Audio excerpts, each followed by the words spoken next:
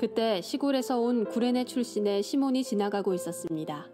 이 사람은 알렉산더와 루포의 아버지입니다. 군인들은 시몬에게 예수님의 십자가를 지게 했습니다. 군인들은 예수님을 해골 지역이라는 뜻을 가진 골고다로 끌고 갔습니다. 오늘이 2월 마지막 주일입니다. 우리가 2달 동안 명화를 통해 하나님을 보다라는 제목으로 성경에 나오는 사건들을 그린 명화를 보았었고, 또 말씀을 연결시켜서 묵상을 나누어 왔는데, 설교를 준비하는 저도 아마 여러분도 아주 행복한 시간이었고 감사한 시간이었다고 여겨집니다. 오늘은 그 마지막 시간이고 3월부터는 이제 명화 없이 바로 말씀을 묵상을 나누는 설교를 하게 될 겁니다. 오늘 마지막 우리가 보려고 하는 명화는 지극회더의 그림입니다. 지극회더 아마 아시는 분도 계시고 잘 모르는 분도 계실 터인데, 1925년도 태어나서 2015년도 소천한 분이니까 굉장히 최근까지 우리 곁에 있었던 독일 출신의 신부이시자 화가입니다. 원래 이분이 이제 미술을 전공하셔서 학교에서 미술 선생 하시다가 늦게 부름받아서 신학교를 가가지고 그림을 통해서 하나님의 은혜, 하나님의 임재에 대해서 많이 전하였던 아주 훌륭한 분이시고요. 이분이 한 200점 이상의 그림을 남겼다 그러는데, 성경에 나오는 주요 사건들을 다 그림으로 남겨서 그 그림만 보아도 성경을 묵상할 수 있게끔, 또는 하나님을 묵상할 수 있게끔 귀한 선물을 우리에게 남겨주신 신부님입니다. 이분의 그림을 보게 되면, 오늘 보는 그림은 어떤 그림인지 혹시 느끼시겠는지 모르겠는데, 이게 마가복음 15장에 나오는 예수님이 십자가를 대신 진 구레네 시몬 말씀을 그림으로 옮긴 겁니다. 이 지극회더의 그림의 특징이 굉장히 강렬한 색채, 그리고 인물 표현. 예수님을, 붉은색 옷이 예수님이거든요. 예수님을 표현을 하는데, 예수님 얼굴을 정면으로 그린 그림인데도 불편함이 없고, 그림을 보고 있으면 예수님에 대해서 많이 생각하게 되고 은혜에 대해서 많이 생각하게 되는 귀한 그림입니다. 이 그림의 제목은 십자가의 길 시리즈 중에 하나인데, 그 중에서 예수께서 십자가를 지고 가시다가 넘어지시면서 구레네 시몬이 대신 지는 장면이 나옵니다. 그 장면을 그림으로 묘사해 놓은 겁니다. 한번 그림을 가만히 보고 한번 계셔보세요. 저는 그림을 보면서, 우선 사실 성경을 보게 되면은 예수께서 쓰러지시고 구레네 시몬이 대신 졌으니까 함께 지고 가는 모양은 아니죠. 그러나 지극회더는 함께 지는 십자가의 모양으로 걸어놨는데 굉장히 좋은 것 같습니다. 가만히 그림을 보다 보니까 저는 첫째 생각된 것이, 누가 누구를 대신해서 십자가를 지고 있는 것일까, 이런 생각이 들었어요. 사실 예수께서 우리 모든 죄를 대신하여 십자가를 지고 가고 계셨고, 그리고 이제 그 십자가의 사건 가운데 갑자기 구레네 시몬이 동력자로 등장하는 그런 상황인데, 둘이 함께 걸어가는 그림으로 그려져 있어서 참 좋다 생각을 했습니다. 오늘 우리가 이 그림을 보면서 가장 친밀한 동행이라는 제목으로 한번 말씀을 묵상을 해보려고 합니다. 우선 이 그림이 배경이 되었던 마가복음 15장 21절 22절 말씀에 대해서 구체적으로 들어가기 전에 그 앞에 배경을 좀 설명해 보겠습니다. 예수의 십자가 사건에 대한 설명입니다. 예수께서는 십자가에 달리시기 전에 이미 거의 죽은 자와 거반 없는 상태가 되었습니다. 완전히 탈진한 상황이셨죠. 십자가를 지시기 그 전날 밤에 주님은 겟세마네 동산에서 땀방울이 핏방울이 되도록 기도하셨는데, 그 기도 자체도 참 힘든 일이었습니다. 대제사장에서 보낸 사람들에서 붙잡힌 이후에는 밤새 끌려다니면서 신문을 받으셨습니다. 먼저는 직전 대제사장이었던 안나스에게 신문을 받으셨고, 이후에는 당시에 대제사장이었던 가야바의 집들에서 사내들인 공회가 열리게 되는데, 그 공회에 신문과 재판을 받게 됩니다. 원래 사내들인 공회는 재판할 때 밤에 못하게 돼 있었습니다. 공정함을 위해서 그렇게 룰이 돼 있었습니다만, 이 모든 것이 다 무시되어지고 밤새 사실은 불법적인 신문과 재판이 이어졌고, 그 결과는 신성모독이라고 하는, 그래서 사형 판결을 받게 됐습니다. 그러나 사내들인 공회는 사람을 죽일 수 있는 권한이 없었기 때문에 이들은 예수님을 당시 총독이었던 빌라도에게 넘기면서 죄명을 붙였습니다. 그 죄명은 로마 황제를 향한 반역죄라고 하는 죄명이었습니다. 종교적인 이유로는 사형에 처할 수 없었으니까 황제의 반역죄가 십자가형이기 때문에 십자가에 못 박히게 하기 위해서 이렇게 죄명을 만들어서 빌라도에게 넘긴 겁니다. 빌라도가 이제 새벽부터 예수님을 신문하고 재판을 하게 되는데, 빌라도가 예수님과 대화하고 또 여러 정황을 보는데 도저히 황제에 대한 반역죄에 대한 그런 죄를 발견할 수가 없었습니다. 그럼에도 불구하고 밀란을 두려워하고 또 유대인들의 모습을 두려워해서 그들의 마음을 가라앉히기 위해서 빌라도가 어떤 행동을 하냐 하면은 로마 군사들에게 채찍질을 하게 하고, 그리고 가시면류관을 만들어서 머리에 강제로 씌웁니다. 당시에 로마 군사들이 썼던 채찍은 가죽에 동물 뼈라든지 쇠 같은 걸 붙여서 채찍질 할 때마다 살까지 뜯어지고 안에 있는 뼈가 밖으로 드러나는 그야말로 처참한 그런 채찍질이었고, 머리에 가시면류관도 씌우면서 온 머리에서 피가 흘러내리는, 그러니까 가시면류관을 쓰고 채찍질을 맞고 난 뒤에 예수의 모습은 정말 이거는 감당할 수 없을 만큼 처참하고 이런 모습이 되었을 건데, 이런 모습을 유대인들에게 보여주면서 빌라도는 그들의 마음이 가라앉기를 원했던 것 같습니다. 그래서 도저히 황제의 모욕죄를 찾을 수 없으니까 그렇게 하게 되면 좀 마음이 가라앉으면은 풀어줄 수 있지 않겠느냐, 이렇게 생각을 한 것 같아요. 그러나 유대인들은 소리를 지르고 또 질렀습니다. 십자가에 못 박아라, 십자가에 못 박아라. 그리고 결국 그 소리가 빌라도를 이겼습니다. 빌라도는 예수님을 십자가형에 처하고 내주게 되었고, 이제 로마의 십자가형이 항상 그랬던 것처럼 십자가에 못 박히는 사람이 자기 십자가를 지고 이제 골고다 온데까지의 길을 걷게 됐습니다. 우리는 이 빌라도의 법정에서부터 골고다 언덕까지의 길을 비아 돌로로사, 십자가의 길, 고난의 길, 슬픔의 길이라고 부릅니다. 이제 그 길을 주님께서 걸어가시게 됩니다. 그런데 이 한참 조금 걷다가 주님이 그 십자가를 감당하지 못해가지고 자리에서 쓰러지게 됐습니다. 이미 거반 죽은 자와 같았으니까 무거운 십자가를 끌고 갈 수가 없었던 것이죠. 그러자 로마 병사가 가만히 보니까 예수께서 십자가를 더 이상 끌고 갈 수 없다는 것을 알았습니다. 그래서 고개를 들고 주변을 보다가 딱 눈에 마주치는 한 사람이 있었습니다. 아마 눈과 눈이 마주쳤겠죠. 로마 병사가 부릅니다. 당신 이리 좀 와보시오. 그리고 그 사람에게 예수의 십자가를 대신 끌고 가게 하는 명령을 내렸습니다. 그 사람 이름이 구레네 사람 시몬입니다. 보통 우리가 구레네 시몬 이렇게 표현하는 바로 그 인물이죠.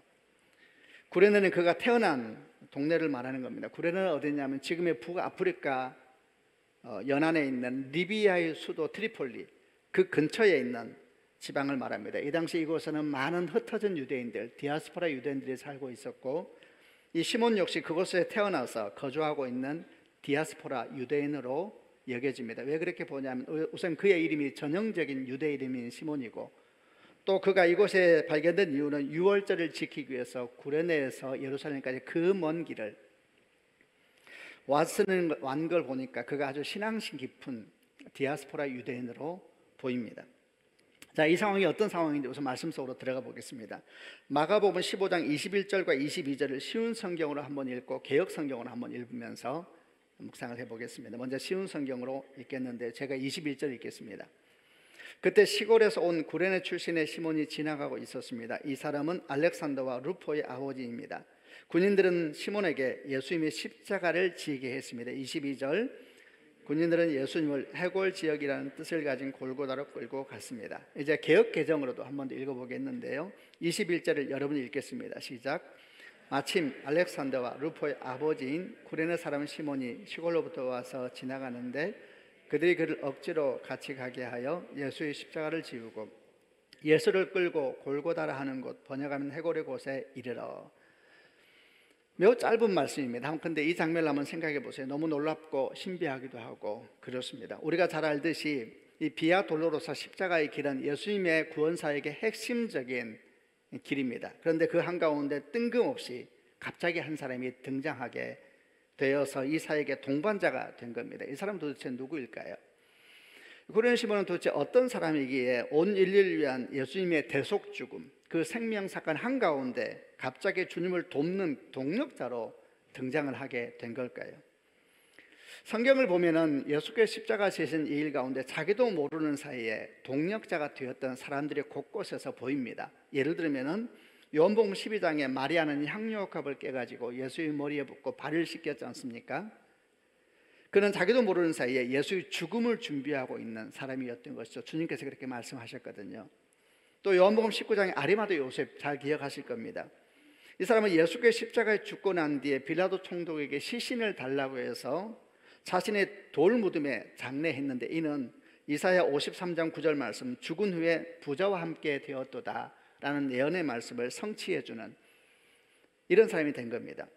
그러니까 이렇게 마리아라든지 아리마다 요셉은 자기도 모르는 사이에 십자가 사건의 동역자로 성경에 등장하고 있는 사람이죠. 그러나 이들은 어떤 모양이든 예수께서 사역하실 때, 살아계실 때에 예수님과 연결되었던 사람들이었습니다. 예를 들면 마리아는 나사로의 누이였잖아요. 그래서 죽은 나사로가 살아나는 놀라운 경험을 눈으로 봤던 사람이었고, 아리마다 요셉은 비록 사람들이 두려워서 공개적으로 자기가 예수 제자라는 걸 밝히지는 않았습니다만 그 내면은 이미 예수님의 제자였던 사람이었으니까 둘 다 어떤 모양이든 예수와 연결되었던 사람들이었는데, 오늘 우리가 만난 구레네 시몬은 정말 일면식도 없는 사람이었습니다. 그저 이 사람은 신실한 한 사람이 유대인으로서 유월절 되어서 하나님께 제사 드리겠다고 저 먼 북아프리카 리비아 지역에서 예루살렘까지 걸어온 거죠. 뭐 동물을 탔든 뭘 탔든 간에 굉장히 어려운 길입니다. 오늘날처럼 치안이 유지된 것도 아니고 또 길이 좋은 것도 아니었기 때문에 굉장히 먼 길을 오직 하나님께 제사하겠다는, 예배드리겠다는 그 일념 하나로 걸어왔던 사람이 구레네 시몬입니다. 그리고 성경을 가만히 보면 이 사람이 십자가를 지신 예수님에 대해서 잘 모르고 있는 사람처럼 여겨져요. 물론 당시에 예수님을 모르는 사람이 어디 있었겠어요? 뭐 절기가 유월절만이 아니니까 다른 절기 때 왔다 갔다 하면서 예수에 대한 얘기를 듣고 또 돌아가서 말하는 사람도 있고 했을 거니까 어떤 모양으로든 알고는 있었겠습니다만은 그렇게 예수님을 잘 아는 사람은 아니었던 것으로 여겨져요. 왜 그러냐 하면은 이 비아돌로로사에 갑자기 이 사람이 끼어들게 되었는데, 이때 상황이 어떠냐면 성경은 말하기를 그가 지나가는 중이었다 이런 표현을 쓰고 있거든요. 신약성경 21절을 보게 되면 그때 시골에서 온 구레네 출신의 시몬이 지나가고 있었습니다 이렇게 돼 있고, 개역개정도 마침 알렉산더 루포의 아버지인 구레네 사람 시몬이 시골로부터 와서 지나가는데 그들이 그를 억지로 같이 가게 했다. 그리고 십자가를 지게 했다. 그러니까 이런 상황을 보게 되면은 구레네 시몬은 예수님이 십자가 못 박힐 때 그 한 600m, 800m 이 비아돌로스 길에 얼마나 많은 사람이 서 있었겠어요. 뭐 그야말로 일대 사건이니까요. 그런 구경꾼 중에 한 명이 아니었던 겁니다. 지나가는 길이라 그랬거든요. 물론 지나가다가 사람들이 막 모여있고 이게 보통 일이 아니니까 그래서 지나가다 고개를 내밀고 이게 뭔 일이지 하고 봤을 수는 있죠. 그리고 마침 그때에 예수님의 십자가를 옆에서 막 채찍질하고 있었던 로마 군사와 눈이 마주쳤을 수도 있겠죠. 그러나 그는 구경으로 나와 있었던, 원래 그 자리에 서 있던 사람들은 아니었던 것입니다. 오히려 가만히 보면은 그 먼 구레네에서 아주 힘겹게 와서 거의 그 시간 막 예루살렘을 들어오고 있는 사람이 아니었을까. 그러니까 지나가는 길에 어디로 지나가겠어요? 성전으로 향해서 가는 것이죠. 오직 예배드리겠다. 그날 저녁에 유월절이 시작되거든요. 아슬아슬하게 맞춘 거예요. 그 긴 거를 오직 한 가지 소망으로 하나님께 예배하겠다고. 근데 예루살렘 들어오니까 야단 법상이 나고 막 야단이 났으니까 아마도 이게 뭔 일인가, 보는 중에 로마 병사의 눈을 마주친 것이 아닐까 생각이 듭니다. 이미 수일 전에 대부분의 유대인들은 예루살렘 미리 도착해 있습니다. 도착해서 유월절을 준비하면서 종료주일도 보내고 또 예수님의 성전 청결 사건도 보았을 것이고, 또 와서 막 다 종교주일이니까 얼마나 많은 얘기를 하면서 그때 가장 핫 이슈는 예수님이셨으니까 예수님에 대한 얘기를 많이 하였을 다른 대부분의 디아스포라 유대인과는 좀 다른 상황, 이런 상황 속에 구레네 시몬이 놓여 있었습니다. 그런데 이런 구레네 시몬이 예수님 구원 사역의 한가운데서 그야말로 놀라운 동역자로 갑자기 등장하고 있는 겁니다. 오늘 묵상은 바로 이 사람에 대한 겁니다. 어떻게 이럴 수가 있었을까? 이 사람에게서 우리가 배우게 되는 신앙적인 교훈이 무엇일까? 예수님 십자가를 정말 갑자기 대신 지게 되었던 구레네 시몬의 이 기막힌 사건을 묵상하면서 우리가 가장 친밀한 동행이라는 제목으로 한번 내용을 가만히 바라보려고 합니다.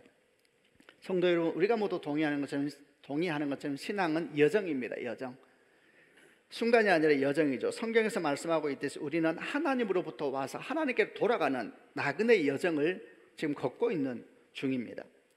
예수를 믿는다는 것은 이런 신앙의 여정을 예수 안에서 예수와 함께 예수를 향하여 in Christ, with Christ, to Christ 그렇게 함께 걸어가는 것이 우리 신앙의 여정이지 않습니까? 그리고 주님께서는 당신의 이름을 우리한테 계시하시면서 임마누엘이라 하셨는데, 임마누엘은 하나님 우리와 함께 하신다, 하나님 우리와 동행하신다, 하나님이 우리와 함께 걸으신다 라는 의미이죠. 이제 구체적인 내용을 나누기 전에 여러분 축복합니다. 우리 삶의 여정에, 특별히 2023년 금년 여정이 정말 주님과 함께 동행하는 신앙의 여정이 되시기를 바랍니다. 그 중에서도 오늘 구원의 시몬 우리가 보려고 하는데, 이 사람처럼 정말 하나님의 선한 동력자가 되어서 주님과 가장 친밀한 동행이 있는 2023년 한 해가 되기를 또한 주님의 이름으로 축원합니다.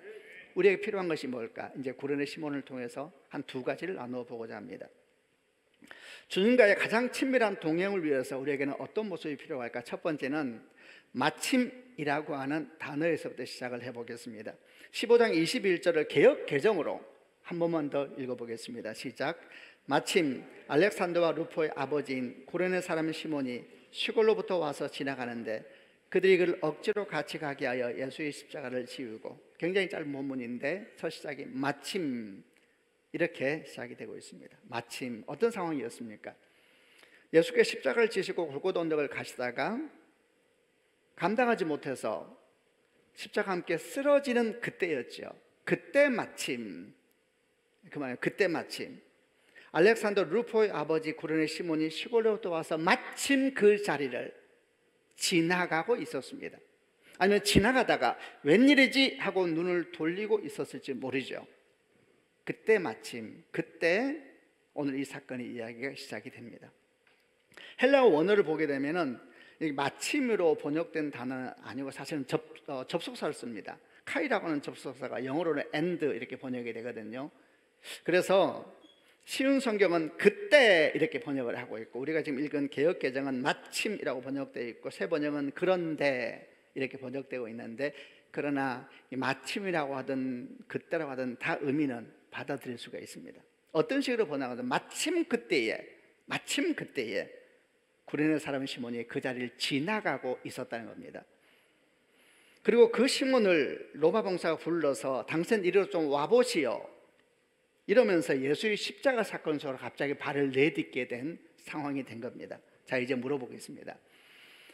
갑자기 로마 군사와 눈이 마주쳤을 때 시몬이 갑자기 로마 군사가 당신 이리 좀 와보시오 라고 하면서 십자가를 대신 지라 라고 말했을 때 그 마음이 어땠을까요? 시몬 마음이 기뻤을까요? 전혀 그렇지 않지요. 지금 이 사람이 그 먼 길을 왜 왔느냐? 예배드리러 온 겁니다. 예배드리러 오면서 어떤 마음으로 왔을까요? 정결하게 왔을 거예요. 정결하게 가면 예배드려 늦었단 말이에요. 지금 늦었단 말이에요. 가면 저녁부터 6월절이 시작된다고요. 정결해야 돼요. 부정하면 예배 못 드리거든요. 얼마나 자기 신경 썼을까? 얼마나 조심했을까요? 안 보려고 하고 안 드리려고 하고 오직 예루살렘을 향하여서 예배 잘 드리겠다고 지금 힘써갖고 막 예루살렘에 들어갈 때 얼마나 좋았을까요? 근데 들어온 지 얼마 안 돼서 갑자기 이 사건 속에 휘말리게 되었을 때에, 그리고 그 저주받은 사람의 나무 십자가를 대신 지라라는 요구를 받았을 때 마음이 어땠을까요? 무너졌을 것 같아요. 왜 도대체 내 인생은 이런가? 예배 드리러 왔는데 하필이면 저주받은 사람이 짊어질 십자가를 대신 지면 나 어떻게 되는 거지? 나 부정하게 되는 것 아닐까? 그럼 혹시 나 예배 못 드리는 거 아닐까? 여러분, 제 이런 묵상이 지나치다고 생각되세요? 그렇지 않습니다. 여러분, 사내들인 공회에서 예수님에게 신성모독죄로 사형 판결을 내렸습니다.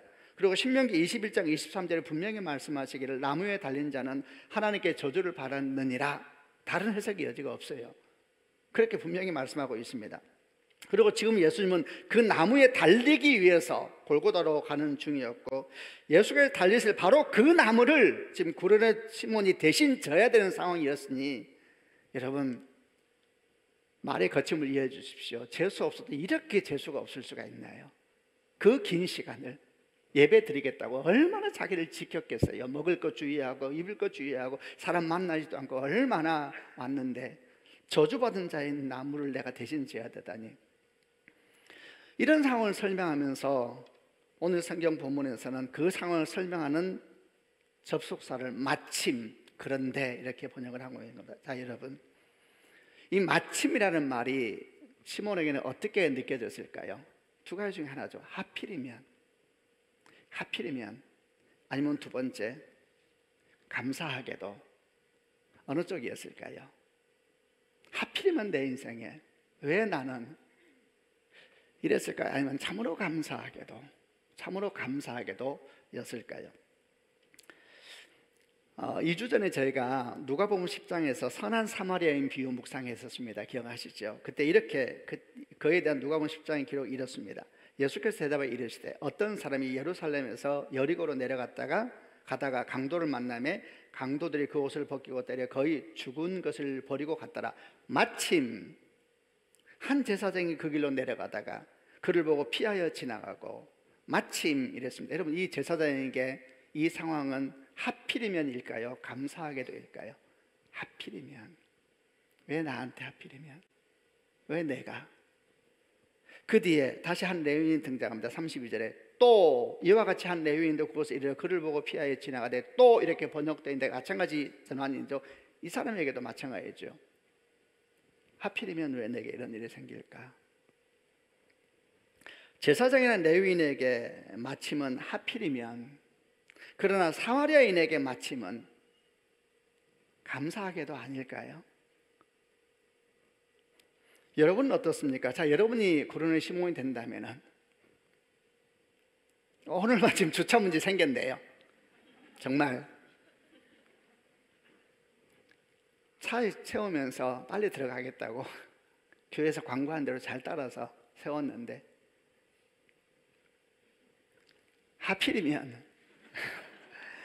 하필이면인가요? 아니면 감사하게도인가요? 요셉을 생각해 보았습니다. 엉망인 집이었습니다. 정말 열등감투성인 아버지, 4명의 엄마, 12명의 형제들, 갈라지고 깨어진 집안, 그 정점에 요셉이 있었습니다. 그런 형제들이 상처와 분노, 집안에 흐르는 열등감과 아픔들을 온몸으로 맞이해야만 됐었죠. 그래서 동물들을 잡기 위해 파놓은 동굴에 던져져야 됐었고, 애굽의 노예로 팔려가야 됐습니다. 자, 이것도 마찬가지. 하필이면 이런 부모 만나서, 하필이면 이런 가정 태어나서, 하필이면 저런 엄마, 하필이면 저런 아빠, 하필이면 이런 형제 저런 형제, 하필이면 이런 시대. 여러분, 그렇게 생각할 수도 있겠죠.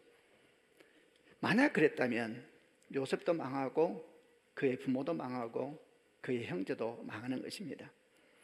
우리는 요셉이 보디발의 종으로서 어떤 마음으로 살았는지에 대해서 어떻게 다 알겠어요. 그러나 한 가지는 분명합니다. 그는 모든 순간 정말 하나님을 많이 생각했습니다. 하나님을 많이 생각하고 하나님 앞에 자기 삶을 끌고 가기 위해서 온 힘을 다했던 사람인 것은 분명합니다. 요셉이 받았던 상처와 아픔을 다 하나님의 섭리라고 쉽게 말하는 것은 너무 무례하죠. 그럼에도 불구하고 그는 정말 모든 순간 하나님을 생각하려고 노력했고, 하나님 앞에 살아가려고 애썼고, 정말 모든 순간 하나님의 이름을 부르며 살았던 것은 분명합니다. 그리고 마침내 그에 비해서 이런 고백이 나오기까지 그가 이르게 됐습니다. 창세기 45장 7절 이하에 형들을 향해 이렇게 말을 했지요. 하나님이 큰 구원으로 당신들의 생명을 보존하고 당신의 후손을 세상에 두시려고 나를 당신보다 먼저 보내셨나니, 그런즉 나를 이리로 보낸 이는 당신들이 아니요 하나님이시라. 하나님이 나를 바로에게 아버지로 삼으시고 그 온 집의 주로 삼으시고 애굽 온 땅의 통치자로 삼으셨나이다. 마침내, 여러분, 이런 고백이 어떻게 하루아침에 나갔겠습니까? 긴 시간이 걸렸겠죠. 그러나 다시 말하자면 분명한 것은 그런 모든 순간 정말 하나님을 생각하려고 몸부림쳤고, 하나님 앞에서 자기 삶을 해석하려고 몸부림쳤고, 하나님께서 나와 함께 하시는 믿음으로 걸어갔던 것은 분명합니다. 그리고 마침내 감사하게도 참으로 모든 것이 하나님의 섭리였다 고백하는 자리까지 오게 된 겁니다. 어떻게 하면 우리 삶에서 가장 친밀한 하나님과의 동행을 금년 한 해 우리 삶에서 계속해서 경험해 갈 수 있을까? 축복합니다. 우리 마음에서 하필이면이라는 부정적인 말이 떠나가는 축복이 있기를 바랍니다. 하필이면 내게, 하필이면 내게, 맞지요? 여러분, 그것이 우리 안에서 일어나는 소리지만 그 소리를 주님의 이름으로 끊어버리고 감사의 고백에 날마다 나오는 성도가 되기를 주님의 이름으로 축원합니다. 감사하게도 모든 것이 하나님의 섭리라고, 하나님 앞에서 우리가 그 상황을 볼 수만 있다면 분명히 그 상황은 죽을 상황이 아니고 살 상황이 될 겁니다. 그 상황은 절망이 아니고 소망의 나팔 소리가 울리는 상황이 될 겁니다.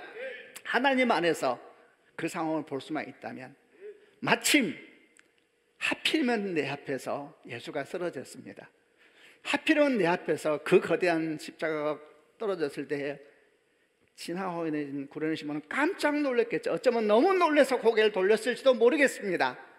근데 하필이면 그때 로마 군사의 눈과 마주쳤습니다. 누가 알겠습니까? 혹시 그때 예수의 눈과도 마주쳤을지. 마침 그때에 하필이 아니고 감사하게도 여러분, 그런 은혜, 그런 축복이 여러분 가운데 있기를 주님의 이름으로 축원합니다. 슬픈 일이든 기쁜 일이든 주님을 인식할 수만 있다면, 그 자리에서 눈을 감고 주님의 이름을 부를 수만 있다면 우리 삶은 분명히 은총의 삶으로 변화될 겁니다. 두 번째 우리가 배우는 교훈은 억지로라는 단어에서 찾아보고자 합니다. 한 번 더 21절을 개역개정으로 읽어보겠습니다. 시작. 마침 알렉산더와 루포의 아버지인 구레네 사람 시몬이 시골로부터 와서 지나가는데 그들이 그를 억지로 같이 가게 하여 예수의 십자가를 지우고, 억지로 이랬습니다. 강제로 이런 뜻입니다. 어떤 느낌이 듭니까? 아마도 구레네 시몬은 갑자기 로마 병사가 자기를 불러서 예수의 십자가를 지라 그랬을 때 정말 당황했던 것 같습니다. 앞서 나누었듯이 이게 보통 일이 아닐 수 있거든요. 자기가 그 십자가를 대신 지면 주변에 있는 유대인들이 훌륭하다고 박수 칠 리는 전혀 없습니다. 오히려 저주받은 자의 십자가를 졌다고, 저주받은 자의 나무를 졌다면 정죄하면서 멀리할 것이 분명하였고, 혹시라도 성전에서 예배드리러 들어가면 제사장들이 소문 다 날 거니까 깜짝 놀라면서 당황해하면서 어떻게 해야 되나 고민하면서 제사에 대해서 아주 큰 문제가 생길 수도 있을 겁니다. 그들이 얼마나 율법적이며 얼마나 종교적인 사람들이라는 것을 잊지 말아야 할 겁니다. 그 먼 길을 걸어서 예루살렘까지 왔는데 만에 하나 자기가 부정해져서, 도대체 예수가 뭘 하고 자기가 부정해져서 제사를 못 드리고 간다면 그 억울함을 누가 대신 갚아주겠습니까? 아마도 구레네 시몬은 로마 병사가 자기와 눈이 마주쳤을 때, 그리고 자기를 불렀을 때에 제발 이렇게 간절한 마음으로 사정을 했을지도 모르겠습니다. 그러나 사실 로마 병사도 대안은 없었습니다. 어느 유대인이 그 저주의 십자가를 대신 져주겠습니까? 그래서 억지로, 강제로 짊어지게 한 겁니다. 기쁨으로 했다면 절대 이 표현 안 쓰셨겠죠. 여러분, 하나님의 역사는 때때로 이렇게 일어납니다. 아니, 하나님의 역사는 많은 경우에 이렇게 일어납니다. 신앙이 왜 힘듭니까? 내 생각과 다르니까요. 믿음이 왜 힘듭니까? 내 길과 다르니까요. 하나님은 우리를 넓고 큰 길로 이끌지 않으십니다. 좁고 험한 길로 인도하십니다. 그래서 신앙은 힘든 겁니다. 이사야 55장 8절 9절 말씀에 내 생각은 너희 생각과 다르고 내 길은 너희 길과 다르다. 하늘이 땅보다 높음같이 내 길은 너희 길보다 높으며 내 생각은 너희 생각보다 높다. 마태복음 7장 13절 14절에 좁은 문으로 들어가라. 멸망으로 인도하는 문은 크고 그 길이 넓어 그리로 들어가는 자가 많고 생명으로 인도하는 문은 좁고 길이 협착하여 찾는 이가 적음이다. 우리는 좁은 문으로 가지 않으려고 합니다. 버팅기지요. 금식하고 기도하면서 울면서 외칩니다. 하나님의 살아계시다면 나한테 이럴 수가 있냐고. 거부하지요. 여러분, 바로 그래서 때때로 주님은 억지로 강제로 우리를 이끄시기도 하십니다. 왜 그래야 될까요? 그래야 사니까요. 그래야 진짜 생명, 진짜 은혜의 자리에 우리를 데려갈 수가 있기 때문입니다. 여러분, 어떤 사람도 불편한 거, 손해보는 거, 마음이 언짢은 거 원하지 않습니다. 그런데 한번 생각해 보세요. 진리가 어떻게 편하겠습니까? 여러분, 진리가 어떻게 편합니까? 여러분, 진리를 사람들이 좋아한다고 생각해서 여러분 진리 좋아하세요? 아닙니다. 적당한 진리가 좋죠. 진리는 불편한 겁니다. 여러분, 생명이 어떻게 눈물의 수고와 아픔의 헌신이 없이 태어날 수가 있습니까? 생명은 끝없이 수고하고 헌신하고 밤을 새는 아픔과 눈물, 그 속에서 생명은 태어나고 생명은 성숙해가는 것이 아닙니까? 제가 지난 주일날 한 개척교회 부부를 만났는데 아주 사모님이 너무 좋더라고요. 애가 넷이래요. 깜짝 놀라서 물었어요. 어떻게 키웠냐고. 너무 가난해서 어떻게 키웠냐고 물어보니까 둘은 힘을 다했는데 둘은 어떻게 크더래요. 그래서 그걸 우리가 누려야 되는데 둘에서 끝나니까 여러분 넷을 해봐야지 안답니다. 둘은 힘들었죠. 근데 나머지 둘은 어떻게 크더래요. 얘기를 나누면서 정말 제가 저도 목사니까 제가 축복하고 싶더라고요. 당신 너무 귀하고 너무 아름다운 부부더라고요. 어떻게 하든지 막 돕고 싶다는 마음이 정말 일어나더라고요. 여러분, 불편해서 하지 않겠다면 어떻게 생명의 역사가 일어나겠습니까? 십자가의 길은 분명히 힘들고 불편하고 언짢고 외로운 것입니다. 그래서 거부하고 버틴긴다면 생명도 없는 것입니다. 자녀를 양육하는 부모는 너무 잘 알 겁니다. 자녀가 싫다고 하면 무조건 안 합니까? 그건 부모 아닙니다. 학원 선생도 그렇게는 안 합니다. 한없는 사랑으로, 때때로는 억지로 인생에 들어오는 분이 하나님이시죠. 주님과의 동행에서 우리가 항상 기억해야 될 것이 있습니다. 우리가 정말 주님과 함께 동행하기를 원한다면, 또 그걸 결정했다면, 그 말은 주님께서 우리 삶에 끼어드시는 것을 동의했다는 말입니다. 아멘이죠. 여러분, 주님께 갑자기 우리 인생에 끼어드실 때가 있습니다. 신앙의 모든 부분이 그렇습니다. 우리가 섬기기로 결정했을 때 누군가가 우리 인생에 끼어듭니다. 우리 시간을 마음대로 그가 결정하려고 하고, 우리 돈을 그가 마음대로 이야기해야 됩니다. 우리가 헌신하고 결정했을 때 마찬가지 그런 일이 생기면 누군가가 우리 시간 속에 들어오고 우리 재정 속에 들어와 쉽게 말하는 것을 봅니다. 여러분, 그런데 그걸 받아들이고 결정한 것이 섬김을 결정한 것이고 헌신을 결정한 겁니다. 저는 신앙 초기에 이걸 받아들이기가 너무 힘들어서 어려웠습니다. 우리는 뭔가를 섬기고 헌신할 때는 우리가 원하는 시간, 우리가 원하는 모양, 우리가 원하는 그림으로 섬기고 헌신하려고 합니다. 그래서 우리가 원하지 않는 모양으로 누군가가 우리 인생에 쑥 다가오면 굉장히 언짢아하고 불편해합니다. 그러나 여러분, 가만히 생각해 보면 최소한 성경이 말씀하시는 섬김과 성경이 말씀하는 헌신은 그런 모습은 아닌 겁니다. 2주 전 묵상했던 선한 사마리아인 다시 한번 생각해 보겠습니다. 그 사람이 강도당한 사람을 불쌍히 여기고 그를 돕기로 결정했습니다. 그래서 어떤 대가를 치러야 됐습니까? 자기가 타고 가던 동물에서 자기가 내려야 됐습니다. 그리고 그 사람을 대신 태워야 됐었고, 그리고 그 사람을 여관에 들어가서 잠을 자지 못하고 그를 간호해야 됐었고, 그리고 자기 돈을 주고 또 나중에 부족하면 돈을 더 주겠다는 재정적인 부분도 그 가운데 마찬가지로 헌신해야 됐었습니다. 이런 것이죠. 누군가를 섬기기로 결정했을 때 우리 시간 계획이 침범당하고 우리 재정 계획이 침범당하는 것입니다. 사실 섬김은 누군가에게 이용당하기로 결정한 것과 똑같은 거거든요. 근데 만약 우리가 주님과 같이 세상을 섬기겠다 말하면서도 내 시간 침범받는 거 싫어하고, 내 저정 누가 건드는 거 싫어하고, 내 열정에 대해서 함부로 요구받는 거 싫어한다면 그거는 취미생활이지 성경이 말하는 섬김이나 헌신은 아닐지도 모릅니다. 구레네 시몬의 삶에 정말 갑자기 쑥 들어오셨습니다. 정말 갑자기 쑥 들어오셨죠. 그는 가던 길을 멈춰야 했었고 생각지도 않은 일에 참여해야 됐었죠. 그리고 그 일은 굉장히 위험한 일이기도 했습니다. 예배에 치명적인 문제가 생길 수도 있잖아요. 그러나 그는 그 일을 했습니다. 그리고 이 일이 구레네 시몬의 삶이 얼마나 결정적인 전환점이 되었는지 모릅니다. 여러분, 축복합니다. 2023년 금년 한 해 주와 함께 열심히 걸어가십사. 아멘. 그 여정에 주께서 갑자기 여러분 인생에 개입하실 때에 여러 모양으로 나타나겠죠. 그럴 때 기쁨으로 그분의 개입하심을 받아들이는 축복이 있기를 바랍니다. 마태마가 누가복음에 나오는 한 사람을 잠깐 생각해 보았습니다. 거라사 지방에 거하는 군대 귀신 들렸던 한 사람이었습니다. 그는 군대 귀신 들렸습니다. 무덤 사이에 거하면서 자기 몸을 해하고 있었는데 주님께서 그 사람을 고치기 위해서 갔을 때에 군대 귀신 들린 자가 예수께 이렇게 외쳤었습니다. 지극히 높으신 하나님의 아들 예수여, 당신이 나와 무슨 상관이 있습니까? 당신께 구하오니 나를 괴롭게 하지 마옵소서. 너무 재미있는 장면입니다. 군대 귀신 들린 자가 예수님에 대해서 고백까지 합니다. 지극히 높은 하나님의 아들이요, 하나님 아들이심을 압니다. 고백도 합니다. 그리고 기도도 합니다. 당신께 구하오니, 믿음의 고백도 있고 알기도 알아요. 기도까지 합니다. 그런데 그의 기도 외침은 이렇습니다. 당신이 나와 무슨 상관이 있습니까? 나를 괴롭게 하려 오셨습니까? 나 좀 내두세요. 이렇게 말하고 있는 거죠. 여러분, 예수를 알고 고백하고 기도한다 하더라도 주께서 내 삶에 개입하는 것을 원하지 않는다면 그게 다 무슨 소용이 있겠습니까? 그게 바로 성경이 말씀하고 있는 귀신의 영입니다. 여러분, 우리는 이렇게 외쳐야 됩니다. 주님, 제 삶에 개입하여 주십시오. 내 입에 파수꾼을 세워주시고, 하나님, 내 열정 가운데 하나님의 기름 부음을 더하여 주시고, 내가 원하는 삶이 아니라 주께서 원하는 삶을 내가 기꺼이 걸어갈 수 있도록 내게 믿음을 더하여 주시옵소서. 생각해보면 여러분, 우리가 주를 믿는 순간 우리 삶을 포기한 거 아닌가요? 주께서 같이 하자는 길 같이 걷겠다고 결심한 거 아닌가요? 제일 어리석은 것이 뭡니까? 거듭났는데 자기 길 가겠다는 겁니다. 너무 억울하잖아요.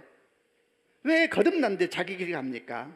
그건 가장 어리석은 일 중에 하나라고 생각합니다. 거듭났으면 주와 함께 주님의 길을 걷는 백성이 되어야 하는 것입니다. 아멘이죠.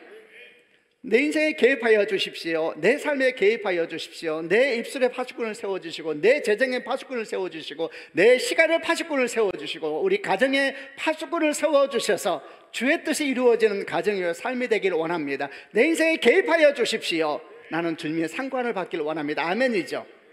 여러분, 그럴 때에 오늘 성경이 말씀하고 있는 구레네 시몬의 역사가 일어난 것이 아니겠습니까?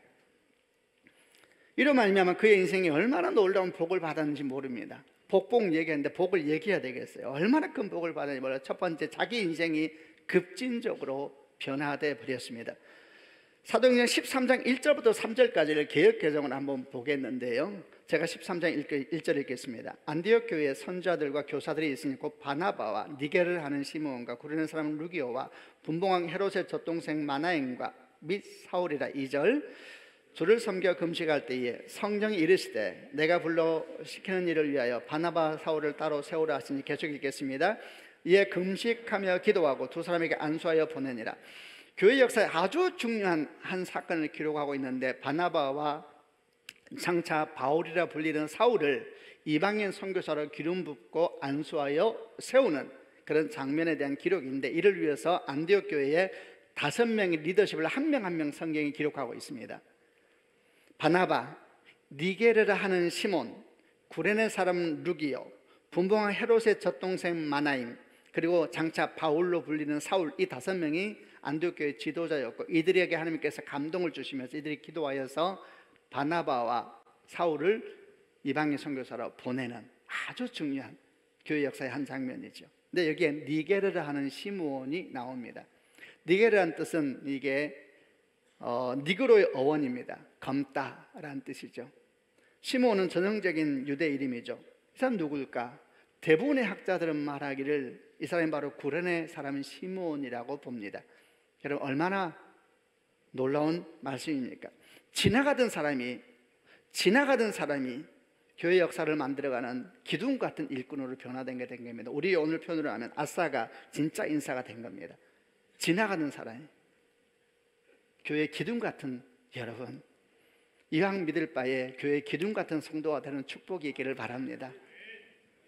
그것만이 아니라 그의 아내도 복을 받았습니다. 남편 잘못 나면 아내도 복을 받아요. 아내가 무슨 복을 받았느냐? 로마서 16장 13절을 이것도 한번 개역개정으로 같이 읽겠습니다. 시작. 주 안에서 택하심을 입은 루포와 그의 어머니에게 문안하라. 그의 어머니는 곧 내 어머니니라. 사도 바울 루포의 어머니 시몬의 아내입니다. 그를 자기의 영적 어미라고 부르고 있습니다. 여러분, 사도 바울을 좀 아시지요? 사실 보통 사람이 아닙니다. 쉬운 사람 아닙니다. 근데 사도 바울이 자기의 영적 어미라고 말하고 있는 여인이 있었습니다. 누굴까요? 이 사람 도대체 어떤 사람이었을까요? 잘 설명 안 나와요. 근데 그 사람이 구레네 시몬의 아내입니다. 이것만이 아닙니다. 그의 자녀들도 복을 받습니다. 오늘 성경을 보면 특이한 언어 구성을 하나 볼 수가 있는데, 오늘 성경을 보면 구레네 시몬을 소개하면서 뭐라고 소개하냐면 알렉산더와 루포의 아버지 구레네 사람 시몬, 이렇게 소개하는데, 이것은 일반적인 성경의 표현과 좀 다릅니다.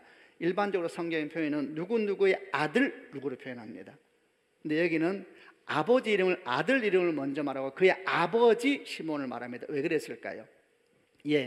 이 편지를 받는 당사자들에게 알렉산더 루포가 훨씬 많이 알려졌던 겁니다. 세상에서 유명해서 그럴까요? 초대교회 그런 거 아닙니다. 영적으로 부흥이 일어나고 있었던 것입니다. 부모보다 자녀가 영적으로 더 성숙하고 더 아름답고 더 선한 영향력을 미치는 사람으로 서 있었다는 걸 보여주는 것이죠. 여러분, 얼마나 멋진 표현입니까? 여러분, 축복합니다. 여러분보다 여러분 자녀가 부흥하는 축복이 있기를 바랍니다. 아멘이죠. 이거 아멘할 때 고민하면 진짜 이상한 분이에요. 여러분보다 여러분 자녀가 더 순결하고 더 아름답고 더 주님을 사랑하고 더 주 앞에 굳게 서 있는, 더 세상에 선한 영향이 되는 그런 축복이 있기를 바랍니다. 여러분, 그 축복을 구레네 시몬이 받았습니다. 너무 재밌지 않아요? 이 성경 표현이. 그 작은 표현 하나가 많은 것을 우리에게 가르쳐주고 있는 것입니다. 하나님께서 이 가정에 복을 준 겁니다. 그의 인생이 급진적으로 변화했고, 남편이 변하니까 아내가 복을 받죠. 아내가 변하면 남편이 복을 받잖아요. 아멘이죠. 아유 힘들어 죽겠어가 아니고 복을 받는 거예요. 그리고 자녀가 복을 받고, 이것 아니겠습니까? 교회다 복을 받는 것이죠.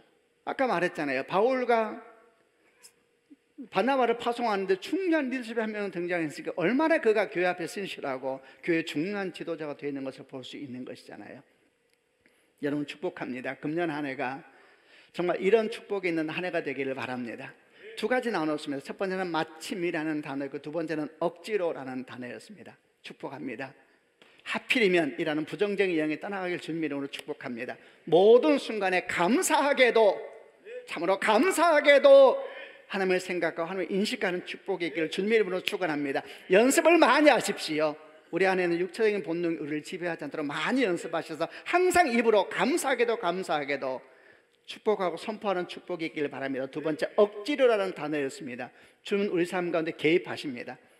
우리 삶 가운데 생각지 못한 어떤 개입이 들어올 때에 마음 상해하지 마십시오. 그를 통하여서 주께서 우리 가운데 오시는 것입니다. 우리가 헌신하고 섬기로 결정했을 때 기억하십시오. 사실은 누군가에게 이용당하기로 결정한 것입니다. 두려워하지 말고 주와 함께 걸어가게 되면 우리는 그 한가운데서 정말 꿈에도 생각하지 못했던 예수의 십자가를 대신 지는 이 기가 막힌 삶의 현장에 오늘 우리가 서게 될 것입니다.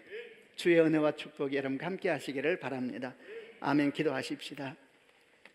다 한번 가슴에 손을 얹으시길 바랍니다. 오늘 말씀을 들으면서 오늘 여러분에게 주시는 하나님의 말씀은 무엇이었습니까? 그 말씀을 붙잡고 한번 주 앞에 기도하십시다. 오늘은 특별히 우리가 구련의 수문에 대한 말씀을 함께 나누면서 가장 친밀한 동행이라는 제목으로 우리 신앙에 대해서 함께 묵상했습니다. 오늘 내게 주시는 말씀이 무엇인지 가슴에 붙잡고 기도하실 때, 사랑하는 아버지여, 이 말씀이 생명의 말씀인 줄 믿습니다. 이 말씀 우리가 마음에 품으니 이 말씀이 내 심령에 심겨지게 하여 주시고, 말씀이 능력되어서 우리 삶 가운데 이것이 열매 맺는 은혜가 있게 하여 주옵소서. 결정적인 순간에 말씀이 떠올라 기억나게 하여 주시고, 이 말씀이 내 생각을 지배하게 하여 주시고, 내 삶을 이끌어 하는 능력의 말씀이 되게 하여 주옵소서. 함께 통성으로 하나님께 기도하겠습니다.